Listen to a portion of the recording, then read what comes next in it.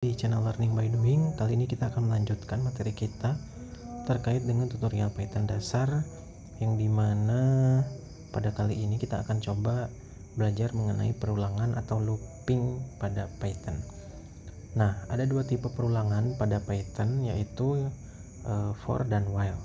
Nah, untuk for, kita bahas for dulu ya. Nah, untuk for ini, perulangan dengan for itu biasanya digunakan untuk mengulangi proses yang telah diketahui jumlahnya atau dalam range tertentu. Ingat ya, kita garis bawahi dulu. For ini dia untuk mengulangi proses yang telah diketahui jumlahnya.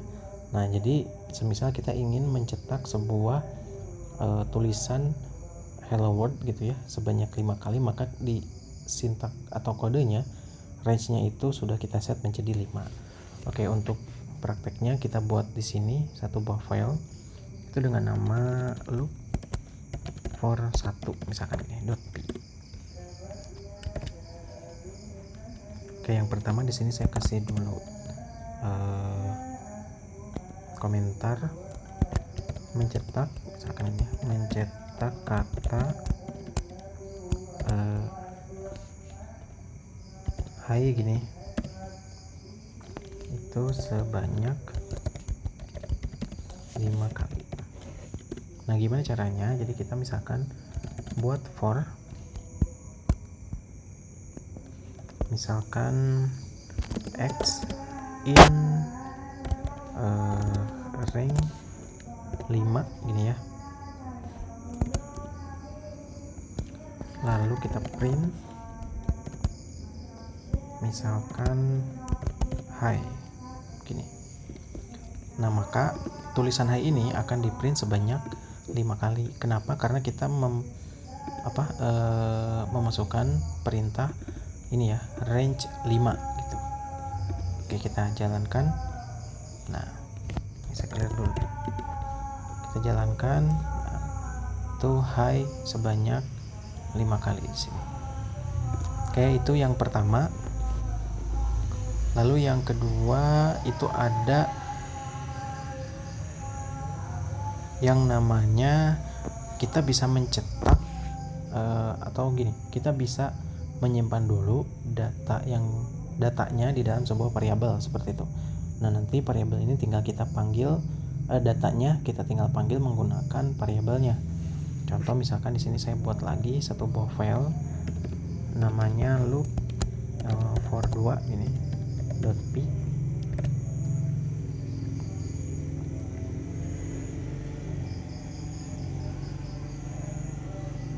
Nah, contoh misalkan di sini mencetak semua item pada variabel apa ya? Variabel dengan metode list gitu ya. Jadi list itu yang tanda tegak lurus seperti itu, kurung tegak lurus. Nah, misalkan kita buat satu buah variabel dengan nama buah gitu ya, fruit ini.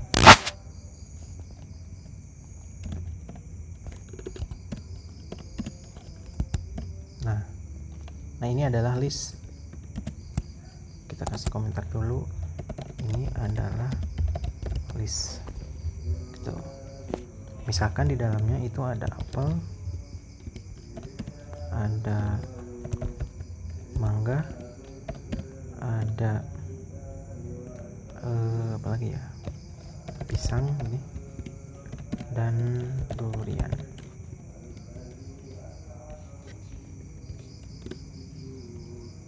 Lalu kita buat for x. Nah, untuk x ini nanti pemanggilan dari si pemanggilan untuk si inisialisasi variabelnya. Misalkan inisialisasi variabelnya itu ini bebas ya, mau x, mau y, mau a dan lain sebagainya. Misalkan kita inisialisasi variabelnya itu x in fruit. Nah, gini. Lalu kita print X. Nah maksudnya apa? Jadi kita akan ngeprint inisialisasi X. Nah ini ya, inisialisasi X nya ini itu didapat dari variabel dengan nama variabel fruits yang ada di sini.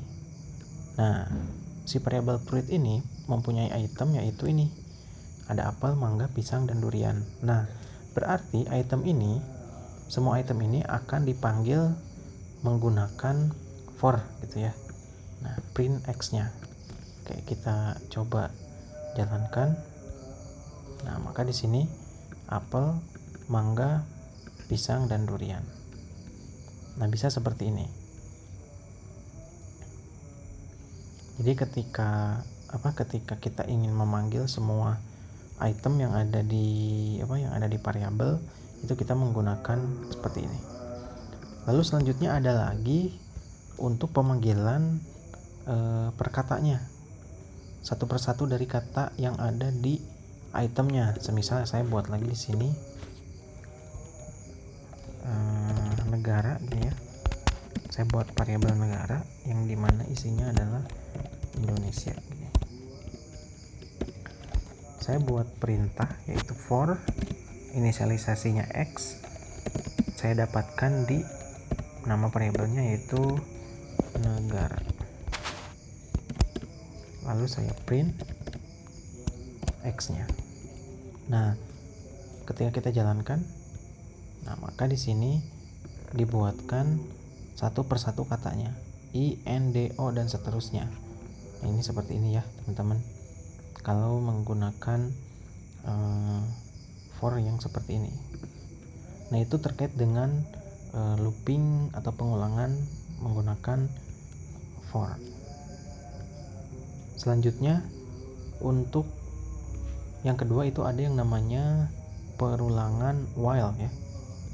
Misalkan di sini saya buat lagi satu buah file dengan nama loop while.p. Nah mungkin teman-teman bertanya kenapa ini hijau, kenapa ini kuning, kenapa yang teman-teman itu putih. Nah sebenarnya ini tuh saya udah push di git gitu ya, sudah di push ke GitHub, maka di sini warnanya hijau. Yang baru-baru ini pasti ketika buat yang file yang baru itu pasti warnanya itu hijau ataupun kuning. Tapi ini nggak ngaruh. Ini saya close dulu. Nah, misalkan di sini while itu sebenarnya berbeda dengan for ya. Jadi while ini digunakan untuk mengulangi proses yang belum diketahui jumlahnya. Kalau yang tadi yang for itu kan sudah tahu nih, sudah pasti jumlahnya, misalkan dari range-nya itu 5, maka akan di print sebanyak 5 kali gitu. Nah kalau yang ini prosesnya itu belum diketahui jumlahnya. Pada perulangan while itu si proses akan berhenti jika statement di dalam while itu bernilai false atau habis gitu ya. Selama statement atau kondisi pada while itu bernilai true atau masih ada, itu maka proses looping atau perulangan itu akan selalu dijalankan. Nah itu bedanya for dengan while. Sekarang kita buat di sini, misalkan mencetak angka gitu ya. Kita studi kasusnya angka, misalkan jika angka lebih kecil gini ya, lebih kecil dari 5 misalkan. Kita buat di sini variabel angka sama dengan 0. Jadi diawali dari 0 misalkan gitu ya, atau 1 deh. Gini. Lalu while, kita tulis while. Di sini misalkan angka kurang atau lebih kecil dari 5. Seperti ini. Print angka, lalu angka ini harus ditambahkan. Nah, oke, kita bahas dulu ya. Misalkan kita punya variabel dengan namanya itu angka. Nah, si variabel ini mempunyai nilai awalnya itu adalah 1. Nah, setelah itu di sini kita buat sintak gitu ya. While angka lebih kecil dari 5. Nah, jadi ibaratnya kalau si nilai dari angka ini lebih kecil dari 5, maka print angka gitu. Maka akan di print nih tulisan tulisan yang ada di variabel angka ini. Selanjutnya di bawah ini adalah angka plus sama dengan 1. Nah, plus sama dengan 1 ini itu ibaratnya kita menambahkan 1 gitu ya. Atau apa ya disebutnya tuh? Menambah si kondisi dari kondisi awalnya. Contoh, ini kan 1 itu kan lebih kecil dari 5. Benar gak? Benar kan? True. Maka print angka. Lalu ditambahkan nih 1. Jadi di sini 2 nih. Jadi ini adalah 2. Apakah 2 lebih kecil dari 5? Jawabannya true, maka di print ini. Dicek lagi di sini apakah ditambah 1 lagi. Jadi 3 nilainya nih. Maka dicek lagi apakah 3 lebih kecil dari 5, maka jalankan lagi ini dan seterusnya sampai itu bernilai false. Bernilai false itu apa? Kalau misalkan nilainya 5, nah seperti ini ya, lebih kecil dari 5 itu false, maka itu tidak akan dijalankan lagi. Oke, kita coba di sini. Nah, 1, 2, 3, 4 seperti itu. Kalau misalkan kita pengen 5, berarti di sini 6 deh. Nah, 1, 2, 3, 4, 5 ya. Nah, ini nanti dicek apakah 1 lebih kecil dari 6, ya tambahin lagi 1 dan seterusnya. Tapi kalau misalkan saya tulis 7 di sini, apakah 7 lebih kecil dari 5? False ya. Maka itu tidak akan ditampilkan apapun tuh. Tidak akan pernah ditampilkan apapun. Nah, itu fungsinya si while gitu. Jadi ibaratnya gini, 1 lebih kecil dari 6, ya kalau ya berarti dijalankan. Ditambah 1, maka ini jadi 2. Lebih kecil dari 6, true, maka nanti akan ditampilkan. Tambah lagi 1, jadi 3 sampai dengan 6 gini. Nah, jadi seperti itu ya teman-teman terkait dengan yang while. Selanjutnya ada yang namanya break dan continue. Nah, jadi break dan continue ini di dalam statement perulangan atau looping pada for dan while kita bisa menggunakan keyword bantuan lain yaitu break dan continue. Jika break digunakan untuk menghentikan perulangan, nah kalau continue itu sebaliknya, digunakan untuk melewati satu proses pada blok perulangannya yang sedang dijalankan. Nah, jadi kalau break itu menghentikan meskipun si nilainya itu masih bernilai true ya, atau belum habis nih. Contoh seperti ini. Misalkan di sini nilainya adalah 4. Apakah lebih kecil dari 6? Jawabannya true kan, maka akan terus dilanjutkan. Tetapi kalau menggunakan keyword bantuan break, maka 4 ini nggak akan dijalankan lagi seperti itu. Nah, oke, untuk lebih detailnya kita buat satu buah file di sini. Namanya loop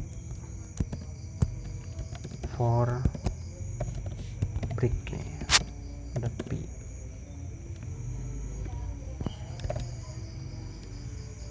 Nah, contoh misalkan saya buat dulu komentar, misalkan menghentikan perulangan jika nilai X adalah 3 ini ya. Lalu apalagi ya, pada kode di bawah nanti ya, pada kode di bawah ini jika nilai X sama dengan 3, maka perulangan akan dihentikan gitu ya. walaupun seharusnya perulangan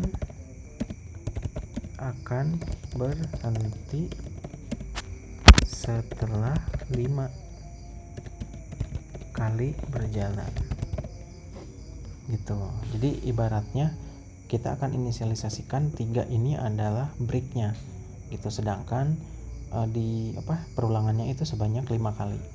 Nah, contoh misalkan kita buat for x in range 5 kan gitu ya.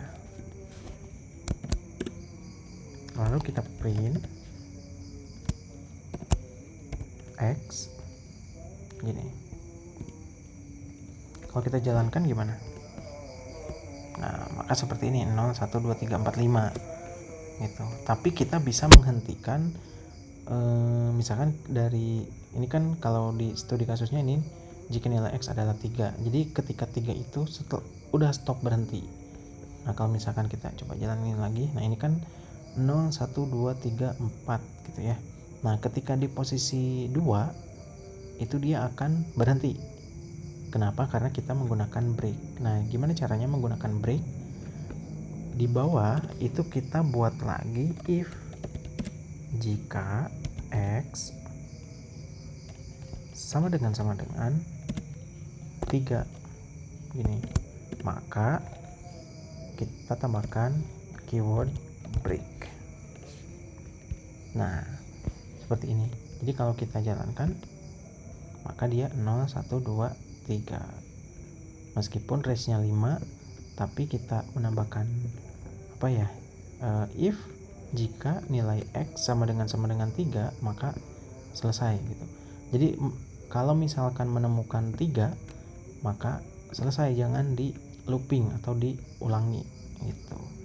Nah, jadi ini seperti ini menggunakan keyword break. Lalu yang selanjutnya continue. Continue itu kan tadi digunakan untuk melewati satu proses pada blok. Misalkan kita buat lagi deh satu buah file di sini, namanya loop for break.p.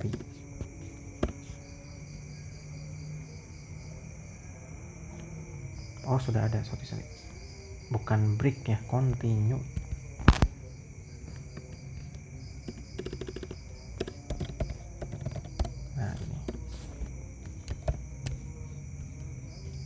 Nah, kalau continue gimana? Kalau continue itu misalkan di sini saya tambahkan melewati perulangan jika nilai x adalah angka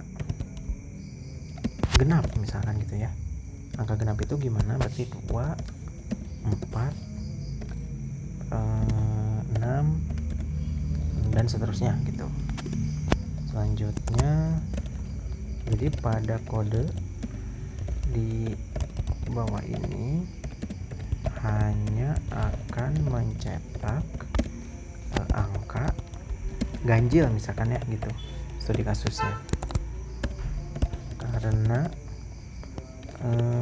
Karena jika angka adalah genap, maka proses mencetak akan kita skip menggunakan keyword continue ya. Oke, ini adalah studi kasusnya. Misalkan di sini kita tambahkan for x in range 10 misalkan gini.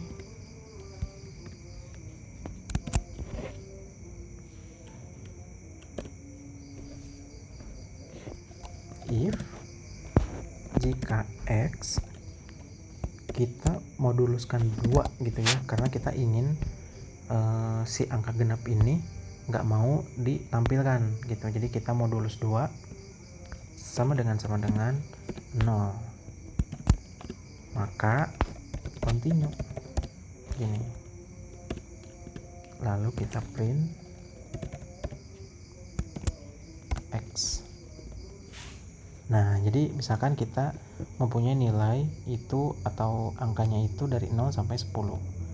Nah, tetapi kita kan di sini pengen si angka genapnya ini nggak mau dimunculkan, gitu ya, angka genap ini. Maka kita tambahkan aja dulu di sini, jika nilai X itu bagi dulu menjadi 2. Jadi kalau 10 modulus dari 2 itu kan berarti genap ya. 2, 4, 6 dan seterusnya gitu. 6, 8 berarti ya. 2, 4, 6, 8. Maka 2, 4, 6, 8 ini tidak akan ditampilkan. Nah, jadi di sini hanya akan mencetak angka ganjil. Gitu. Jadi kalau misalkan teman-teman menemukan soal Python yang seperti ini, maka sebenarnya mudah aja, tinggal kita bikin kayak gini. Maka kalau kita jalankan, nah di sini cuman nampil 1, 3, 5, 7, 9 atau angka ganjil. Karena apa? Karena kita moduluskan dulu nih, di sini ada if. Jadi gini. 10, apakah 10 modulus 2 itu genap? Kalau misalkan 1 dulu ya, 1 gitu ya, 1, maka kalau nilainya true maka akan di continue gitu. 2, jadi dicek berdasarkan hasil modulus 2 gitu. Oke, kalau misalkan kebalikannya saya pengennya 3, maka kira-kira yang ditampilkan berapa? Benar ya. Jadi ketika ditampilkan yaitu di sini 1, 2, 4, 5, 7, 8. Kenapa? Karena gini, 1, 2, 3 nggak ada, 4, 5, 6 nggak ada. Jadi 6-nya nggak ada nih, kelipatan 3-nya. Nah, kelipatan 3, 7, 8, 9-nya nggak ada. 10-nya kok nggak ada? Karena 10-nya tidak termasuk ke dalam kategori 3. Nah, jadi itu terkait dengan yang loop for yang continue. Oke, mungkin teman-teman itu aja terkait dengan looping atau perlongan pada bahasa Python. Sebenarnya masih banyak, cuman biasanya yang sering digunakan itu adalah ini ya. Ada for, ada while, ada continue gitu ya, ada break.